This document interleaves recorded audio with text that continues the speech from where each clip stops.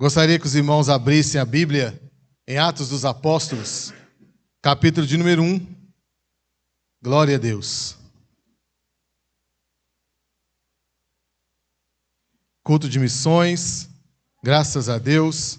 Nós vimos, tamanho é a responsabilidade que nós temos e a confiança que o Senhor depositou em cada um de nós para pregarmos a sua palavra, para falarmos do seu amor, por onde quer que nós passarmos.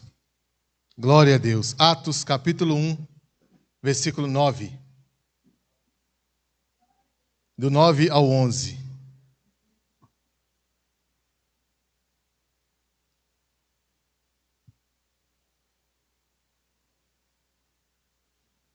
Glória a Deus. Amém? Diz assim o texto: Tendo dito isto, foi elevado às alturas. Enquanto eles olhavam, e uma nuvem o encobriu da vista deles. E eles ficaram com os olhos fixos no céu, enquanto ele subia. De repente surgiram diante deles 2 homens vestidos de branco, que lhes disseram: Galileus, por que vocês estão olhando para o céu? Este mesmo Jesus que dentre vós foi elevado aos céus, voltará da mesma forma como o viram subir. Glória a Deus. Nós adoramos a Deus e estamos felizes por já ter sido alcançados pela graça do Senhor. Já temos em nosso coração a certeza de que a promessa que foi feita pelos nossos pais, pelos nossos antepassados, ela se cumpriu. E foi nos prometido Jesus Cristo, e Ele veio, Ele se fez homem como nós, morreu ali na cruz do Calvário, para nos garantir o direito à salvação. E nós temos a responsabilidade, porque o nosso Senhor Jesus Cristo, Ele nos comissionou para que nós pudéssemos pregar o Evangelho. E o culto de missão é um culto de conscientização para que nós não venhamos a esquecer dessas promessas que o Senhor fez, da ordem que o Senhor nos deu de ir por todo o mundo pregar o Evangelho. Nós precisamos nos preocupar com isso, de que nós pensarmos a respeito de que nós somos responsáveis por disseminar a palavra do Senhor por este bairro, por este mundo, para que ao Senhor Jesus voltar para buscar a sua igreja, uma grande parte dessa população que está aí fora se perdendo no pecado, eles possam também fazer parte desse povo que irá herdar a salvação. Então, que nós possamos colocar em nossos corações esse desejo de fazer missão, o desejo evangelístico de se envolver nos trabalhos missionários, do projeto ID, dos trabalhos evangelísticos da igreja, dos trabalhos regionais, para que nós venhamos trazer cada vez mais vidas para a presença do Senhor. Nós temos a ideia de promessas que o Senhor faz para nós, promessas que o Senhor fez para a sua igreja durante todo o Evangelho, toda a palavra. Nós vimos muitas promessas que o Senhor fez para nós. Essas promessas estão ligadas à imagem de um concerto, da aliança, de um pacto, de uma bênção que o Senhor prometeu para nós, que irá nos beneficiar. Então nós temos várias promessas que o Senhor fez durante a sua palavra.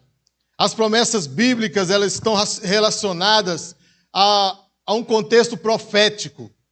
Nós vimos os profetas sendo usados por Deus, trazendo profecias da parte de Deus, trazendo promessas da parte de Deus, trazendo relatos da parte de Deus. E nós vimos que esses relatos, essas profecias, essas promessas, elas são declarações cuja fonte é o próprio Deus. Então, na palavra de Deus, nós vimos várias promessas, nós vimos várias coisas que o Senhor prometeu para nós, e nós nos alegramos porque essas promessas, elas são feitas pelo próprio Deus. E o Senhor, Ele vai cumprir muitas dessas promessas que já se cumpriram e outras elas vão se cumprir nas nossas vidas. A palavra do Senhor, ela contém cerca de 2.500 promessas. Tantas promessas maravilhosas que às vezes até fogem do nosso conhecimento. Às vezes nós lemos, nós estudamos, nós ouvimos, mas algumas promessas parecem cair no esquecimento.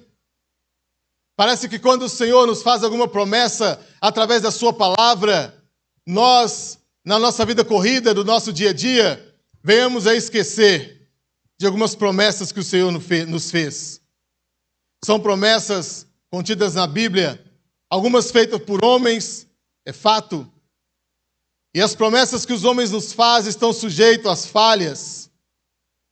Porque dependendo das circunstâncias que nós vivemos, dependendo da correria que muitos de nós temos durante o nosso dia a dia, nós prometemos coisas aos nossos irmãos, prometemos coisas aos nossos filhos, prometemos algumas coisas à nossa esposa, e como seres humanos, algumas delas nós não conseguimos cumprir. Porque nós somos falhos, nós somos seres limitados. Às vezes até temos boas intenções ao fazer uma promessa. Às vezes até temos um sentimento de amor no coração, quando direcionamos algo ao nosso irmão, ao nosso filho, algum ente querido nosso, de que nós vamos fazer algo, de que nós vamos na casa, de que nós vamos ajudá-lo em oração, de que nós vamos ajudá-lo assistindo ele de alguma forma. E às vezes, nas multidões de problemas, nós viemos a esquecer dessas promessas. E a palavra do Senhor também nos mostra algumas promessas vãs, algumas coisas que se prometeram e não se cumpriu. Nós vemos a promessa feita de Balaque a Balaão, que se tornou fútil, lá em Números capítulo 22, versículo 17.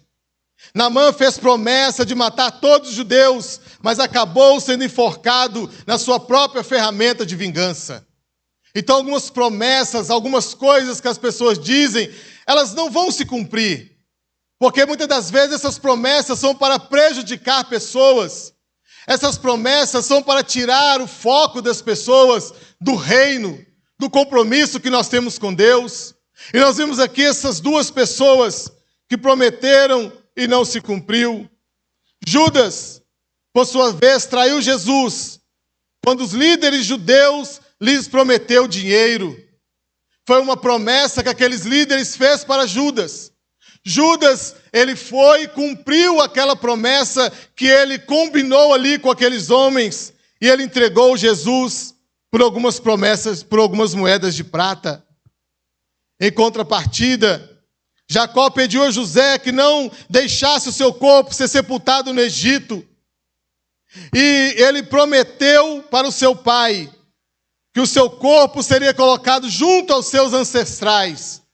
E ele cumpriu essa promessa. Mesmo depois do seu pai morto, ele cumpriu essa promessa e ele enterrou o seu corpo ali junto aos seus ancestrais.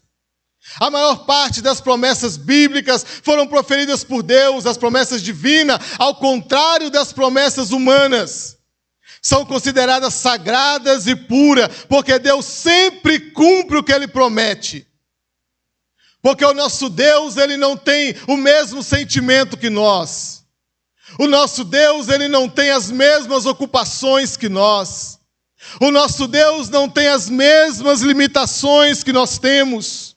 Porque o nosso Deus, Ele é mestre, Ele é especialista em fazer uma promessa. Pode passar os céus, pode passar a terra, pode passar o tempo, pode passar gerações e mais gerações. As promessas de Deus, elas sempre irão se cumprir. Porque o nosso Deus, Ele é fiel. Do lado humano, a fé é apresentada como meio indispensável para que a promessa se torne realidade. Então é por meio da fé que nós acreditamos que as promessas de Deus irão se cumprir. Quantas promessas, irmãos, parecem ser inalcançáveis. Quando você olha na palavra de Deus e vê Deus prometendo lá em Isaías 53 que Ele iria enviar o seu Filho. Já antes, lá em Gênesis, ele prometeu que iria enviar um que pisaria, que esmagaria a cabeça de Satanás, que nos livraria do pecado. E quando talvez alguns dos nossos pais na fé, aqueles irmãos que viveram, que passaram gerações vivendo essa promessa, ouvindo falar dessa promessa, e quando a promessa se cumpriu, imagina quão alegria aqueles irmãos tiveram ao olhar os rolos, ao olhar os livros e ver aquilo que foi dito se cumprindo. Não tem coisa melhor do que servir a um Deus que é fiel, do que servir a um Deus que é verdadeiro, do que servir a um Deus que quando na sua palavra, porque quando nós lemos a palavra do Senhor é Deus falando conosco. Nós temos que ter fé de acreditar nisso, que a palavra de Deus, quando ela é aberta na sua casa, quando ela é aberta no seu trabalho, quando ela é aberta no seu devocional, seja onde você estiver, é Deus falando conosco. E é necessário ter fé. Existe uma promessa que o Senhor nos fez. Dentre muitas outras que nós conhecemos, que foi o texto que nós lemos aqui nessa noite. Nós vimos aqui Jesus Cristo, logo após Ele exercer todo o seu ministério, logo após Ele já está caminhando com os discípulos já há muitos anos. Os discípulos já acostumados a andar com Jesus, do lado de Jesus, comer com Jesus, dormir com Jesus, beber com Jesus, ver Jesus operando milagres, maravilhas, prodígios, ver Jesus dando vista aos cegos, ver Jesus fazendo mão do homem da mão ressequida, voltando, ver Jesus ressuscitando a filha de Lázaro, curando a sogra de Pedro, muitos milagres, maravilhas, pessoas endemoniadas sendo libertas, e os discípulos já estavam acostumados com aquela situação. E o texto diz que Jesus ele foi levado às alturas, e eles olhavam e uma nuvem o encobriu da vista deles. E eles ficaram olhando para o céu, enquanto Jesus subia. E de repente surgiu diante deles 2 homens vestidos de branco, e lhes disseram: Galileus, por que vocês estão olhando para o céu? E aí vem a promessa feita por esse anjo do Senhor. Esse mesmo Jesus que dentre vós foi levado aos céus, ele voltará. Da mesma forma como vocês o viram subir, ele voltará. Porque a palavra de Deus diz que Jesus voltará para buscar o seu povo.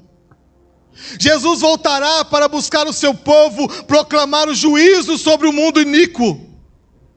Porém a Bíblia não diz exatamente quando Jesus vai voltar. Há uma promessa, e dentro dessa promessa precisa de fé. Porque a palavra do Senhor diz que sem fé é impossível agradar a Deus.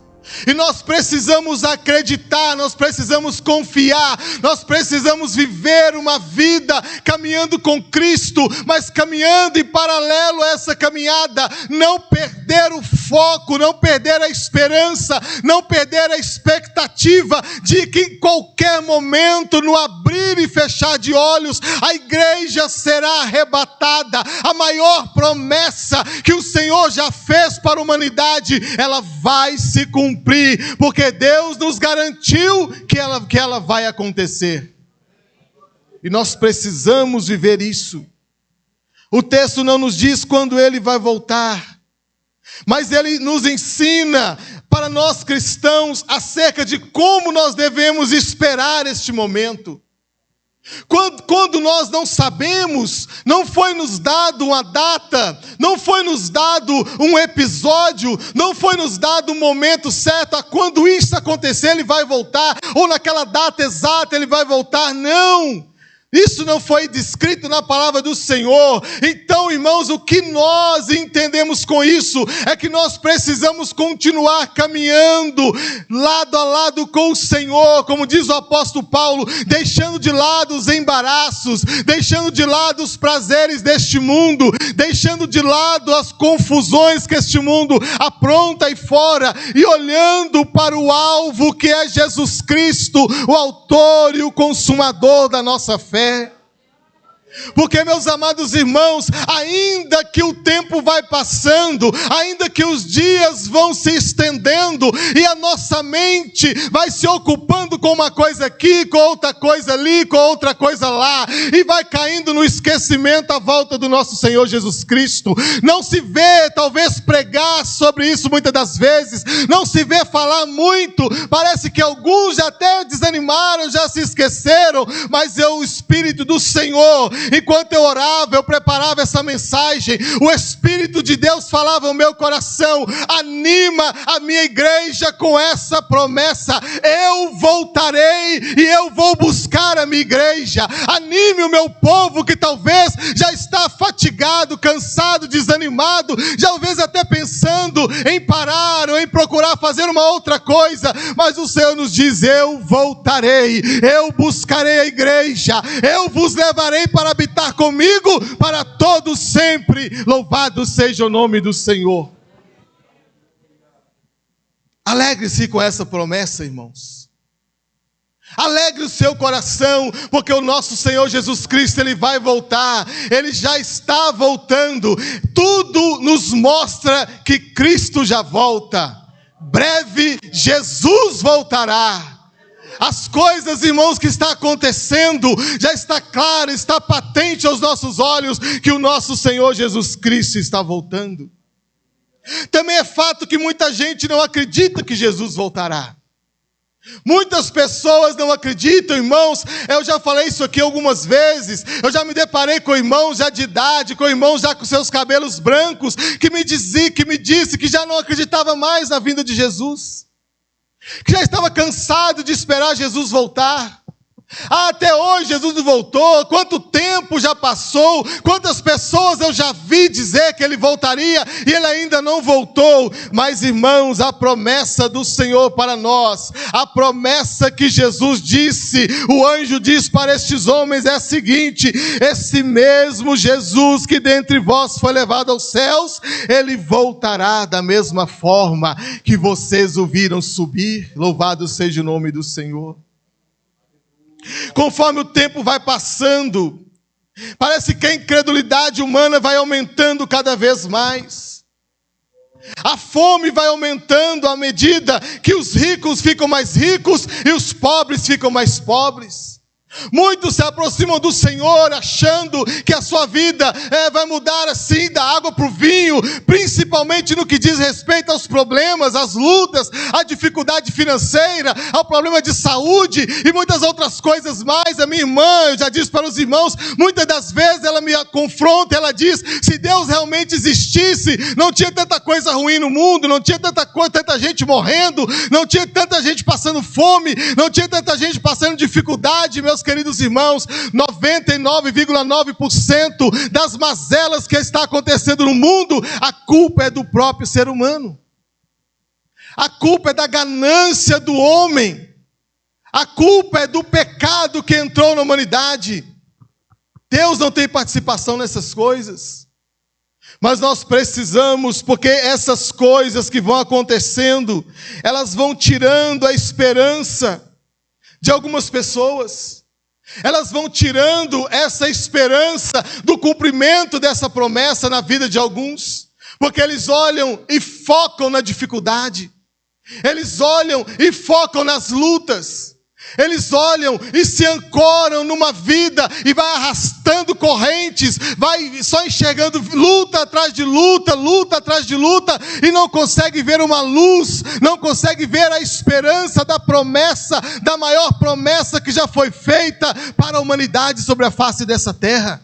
Ainda que a incredulidade cresça, ainda que os problemas se avolumam, ainda que alguma parte da população não acredite na volta do Senhor, quer o homem creia, quer o homem não creia, o nosso Senhor Jesus, Ele vai voltar.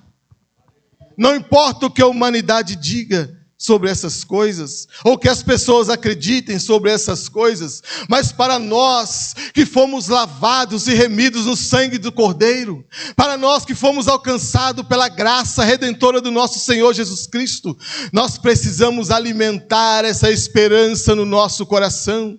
Nós precisamos alimentar a nossa fé, e dia após dia, irmãos, dormindo, pensando que Jesus pode me buscar agora. A cada dia que eu acordar de manhã, eu fico trabalhando e andando e pensando, Jesus pode voltar agora. A cada movimento meu, a cada fala minha, a cada olhar meu, eu tenho na minha mente, eu vou imaginando, pode ser agora, pode ser agora, pode ser agora. E isso diminui a minha chance de pecar, isso diminui a minha chance de me afastar do Senhor, porque eu estou alimentando essa esperança dentro do meu coração. Se eu não sei o dia, se eu não sei a hora, o que eu tenho que fazer é estar sempre pronto, todo momento pronto, todo o tempo pronto, porque a vinda do Senhor será algo muito rápido. Não dará tempo de correr, não dará tempo de se preparar, não dará tempo de correr na casa de um irmão, deixa ele lá pedir perdão, deixa eu resolver este problema. Não, já resolva agora. Esse é o tempo que o Senhor te deu para pedir perdão, esse é o tempo que o Senhor te deu para fazer a obra, esse é o tempo que o Senhor te deu para evangelizar, para envolver com o trabalho missionário, porque o papel da igreja é esse, irmãos, é evangelizar, correr atrás das almas que estão perdidas lá fora e trazer para o hospital celestial que é a igreja do Senhor. Este é o tempo. Não fique esperando outra oportunidade, não fique esperando um mutirão, não fique esperando um grande projeto. Não, o tempo é agora, o tempo é hoje. As almas estão perecendo lá fora, sem ouvir que existe um Deus que pode trazer uma solução, talvez até imediata, para a vida daquela pessoa. E quando nós estamos ligados nessa promessa, e quando nós estamos vivendo essa promessa, irmãos, já viu quando nós temos uma promessa, às vezes até um profeta te falou alguma coisa, ou às vezes você leu na Bíblia uma promessa que Deus, e você guardou aquilo no seu coração, talvez durante algum tempo, talvez durante 1 hora, 2 horas, talvez durante um dia, mas aí vai caindo no esquecimento e você não vive a promessa. Nós precisamos viver a promessa dia após dia. Se hoje nós estamos salvos, amanhã nós temos que nos sentir mais salvos do que hoje. Depois de amanhã, mais salvo do que amanhã.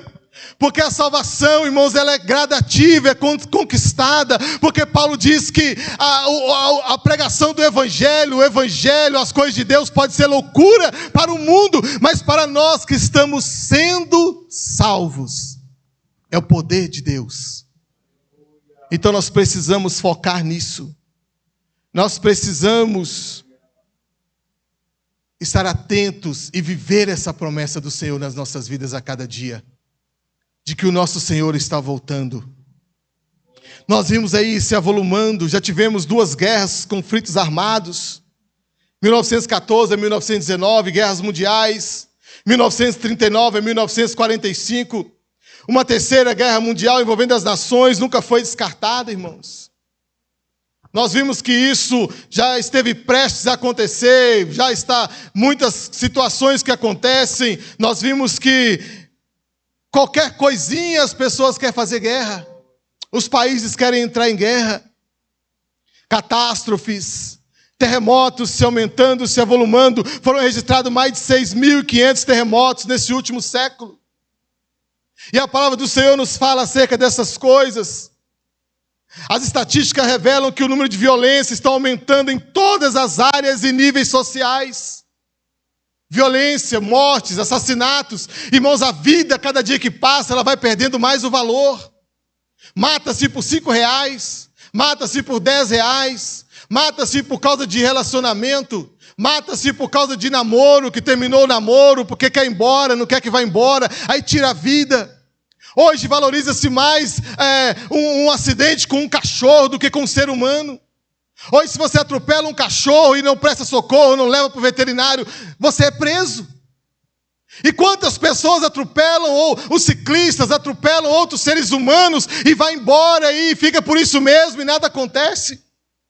A desvalorização da vida, a iniquidade se multiplicando, a imoralidade, a pornografia, a liberdade sexual, adultério, drogas, homossexualismo, desprezos aos valores éticos, morais e cristãos, o aumento do número de pessoas envolvidas com o ocultismo. Nenhuma dúvida que há e haverá um fim para tudo isso. Tudo isso vai ter um fim, meus queridos. Tudo isso vai acabar. O mundo está se envolvendo cada vez mais. Aquele que está sujo está se sujando cada vez mais. Aquele que está na lama está se rolando cada vez mais. Mas a palavra do Senhor diz que aquele que está santo, aquele que está puro, se santifique cada vez mais, se purifique cada vez mais, se envolva cada vez mais, porque o nosso Mestre está voltando.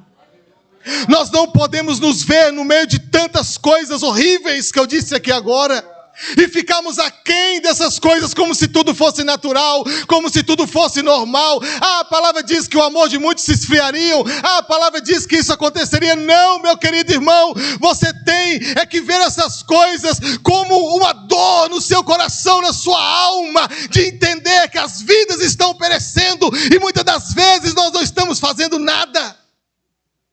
Estamos confortáveis. Já estou salvo, eu já garanti a minha salvação. Mas o seu irmão, o ser humano, o nosso irmão que está morrendo lá fora. Jesus vai voltar não é só para mim, para você. Jesus vai voltar não é só para a igreja. Jesus vai voltar para toda a humanidade. Todos serão transformados, todos ressuscitarão, uns para a vida eterna e outros para a morte eterna.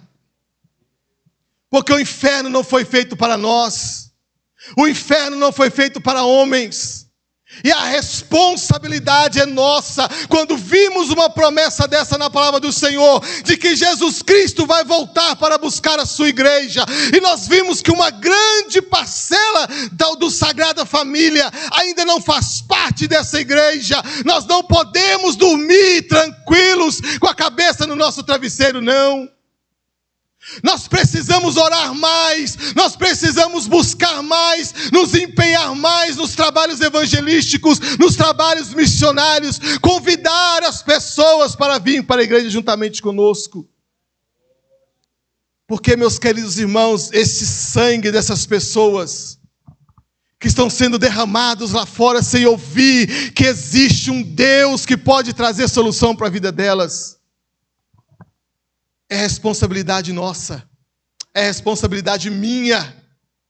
Nós precisamos cumprir o ID do Senhor, para que essa população também faça parte dessa grande promessa da vinda do nosso Senhor Jesus Cristo. Para que o meu vizinho que eu amo tanto, que eu converso, que troca coisas comigo, que me dá coisas, que ajuda, que olha meu filho, que me ajuda, mas ainda não ouviu falar de Jesus, para que esse meu vizinho possa estar comigo também lá no céu. Para que os meus irmãos, os meus parentes possam também participar do grande dia em que o Senhor virá nos buscar. Alegra o nosso coração, alegra sim, mas ao mesmo tempo tem que causar uma tristeza profunda na nossa alma, de saber que existe muitos lá fora que não ouviram falar do amor do Senhor e que não participarão desse grande momento da igreja sobre a face dessa terra. Muitos terão que sofrer a grande tribulação. Muitos já foram, morreram sem Cristo e já estão com as suas vidas condenadas ao inferno. Porque só existe, irmão, solução enquanto estamos vivos.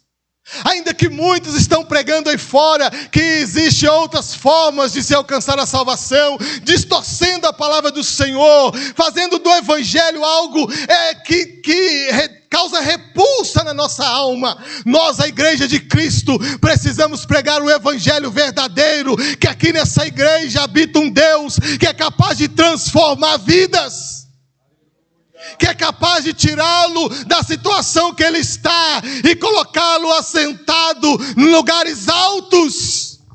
em lugares celestiais. Há um aumento considerável de seitas, heresias e falsos mestres. As dores de parto já começaram e estão se intensificando. A dor de parto já começou e ela cada dia mais vai se intensificando. Até que dará a luz e Jesus Cristo virá nos buscar. Mas assim como o céu é real, assim como a nova Jerusalém que descerá do alto para nós é real, o inferno também é real. Jesus falou mais sobre o inferno do que sobre o céu. O inferno é real, irmãos, e nós precisamos pensar sobre isso, nos preocupar com isso, olhar para as pessoas que nós amamos e preocupar em falar do amor do Senhor, para que eles possam participar conosco desse grande evento, desse grande encontro do noivo com a noiva, deste grande casamento que irá acontecer, meus amados irmãos. Imagina uma grande festa, onde você foi convidado. Já parou para pensar? Toda vez que você é convidado para uma festa, você lembra? Aí chega um convite para mim e para a Kátia, talvez para uma festa lá na casa do irmão Abner. E aí eu penso, será que a Leila foi convidada? Será que o irmão José Sávio e a irmã Darlete vai estar lá? Será que convidaram a Daiane?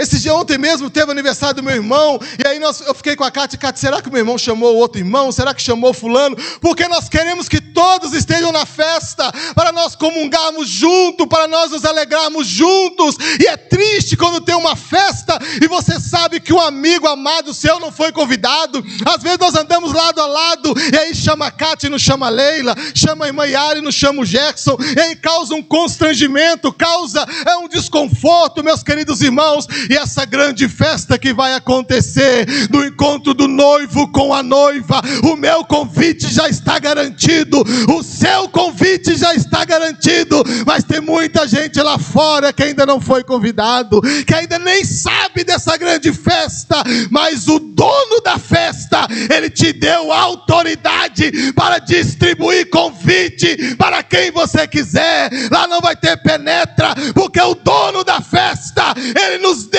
essa garantia. Pode convidar quem você quiser, Kátia, pode chamar quem você quiser, Leila, pode chamar quem você quiser, irmão Joel, porque o grande casamento vai acontecer, e Deus quer que todos os seres humanos estejam participando dessa festa. E a quem ele confiou essa responsabilidade? Os anjos queriam, mas Deus falou conosco: ide por todo o mundo, entregai o convite para a grande festa. Todo aquele que crer será salvo. Você fala, vai ter uma festa assim, assim, ó, a Kátia alugou um iate, vai ter uma festa. Aí tem gente que não acredita, né? Fala, Kátia, iate.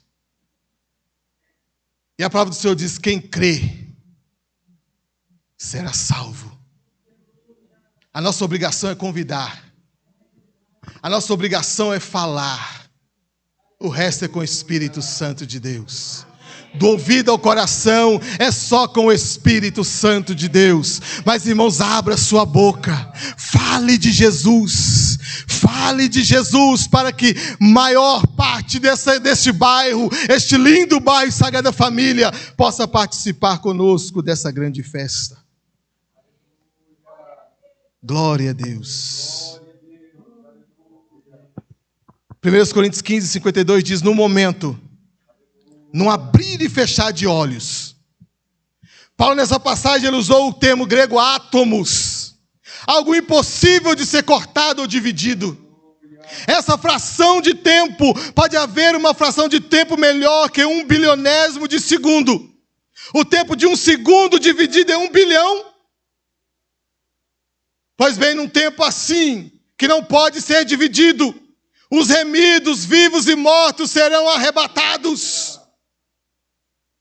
É um tempo incalculável. Não dá tempo nem para pensar, irmãos.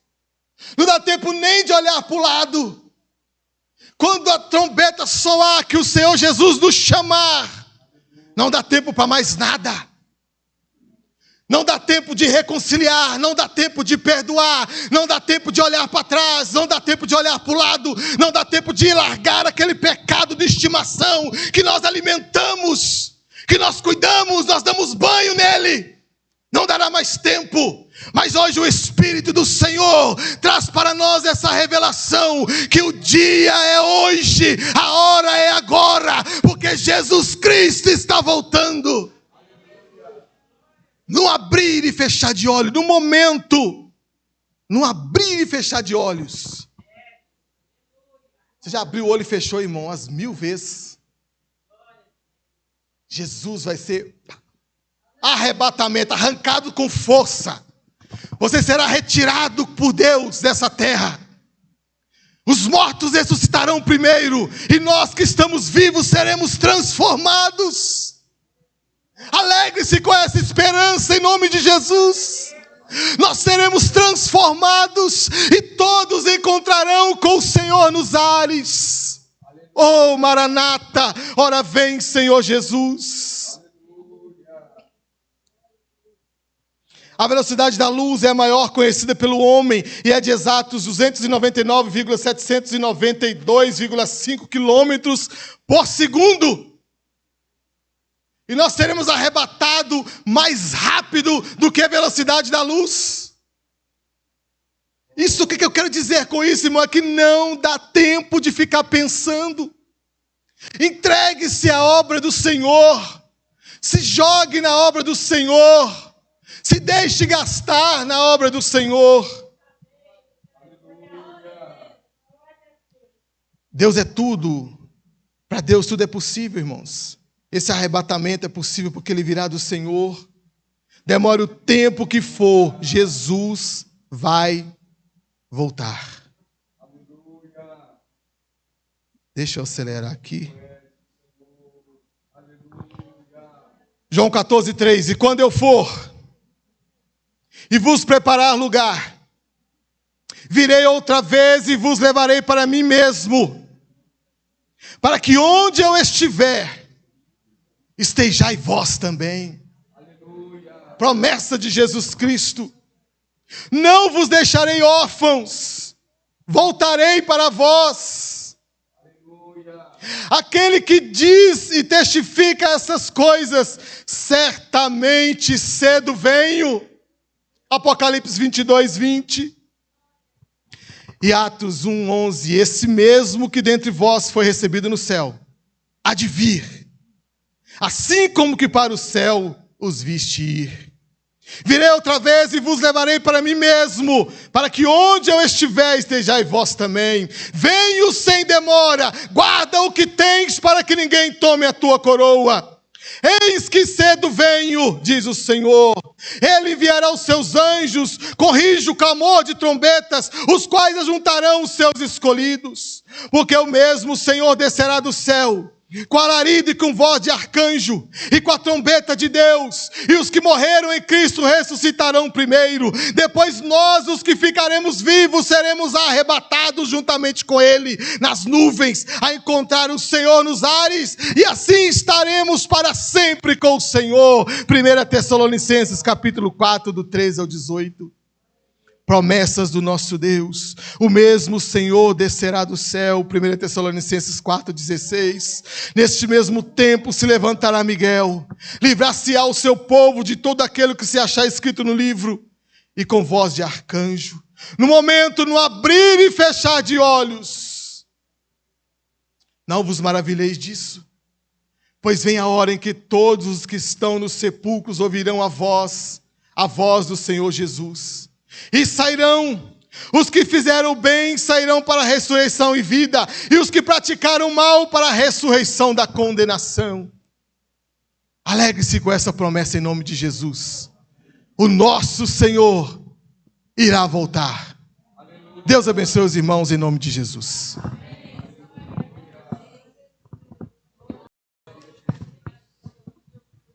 Aleluia.